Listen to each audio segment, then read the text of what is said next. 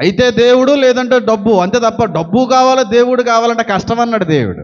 వదిలే, దేవుళ్ళలోకి రాకముందు సంపాదించాలి, ఎంతో కొంత కూడబెట్టుకోవాలి, ఎంతో కొంత బ్యాంక్ బ్యాలెన్స్ ఉండాలి, ఏదన్నా వస్తే నాకంటూ ఏదో ఒకటి దాచుకోవాలి, తప్పు లేదు.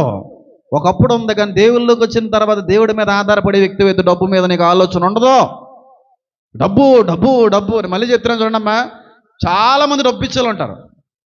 చాలామంది డబ్బు అవసరానికే, ఇష్టంగా మార్చకండి డబ్బుని. డబ్బు అవసరానికి మాత్రమే, ఇష్టంగా మారిపోకండి డబ్బును చూసి. నాకు చాలా చిరాకండి. నేను డబ్బులో పెరిగినోడ్నే. డబ్బులు చేతిలో లేకపోతే బీపీ వచ్చేసింది, నాకు బుర్ర పనిచేసేది కదా. మా అమ్మగారిని అడగండి. కానీ ఈ రోజున అసలు దాని గురించి నేను లక్ష్యాన్ని అలా నడిపించాడు దేవుడు. రూపాయి కూడా లేకుండా చేసి అలవాటు చేశాడు దేవుడు నన్ను. దాని మీద నుంచి పూర్తిగా ఆలోచన తప్పించాడు దేవుడు. ఒకప్పుడు నా దగ్గర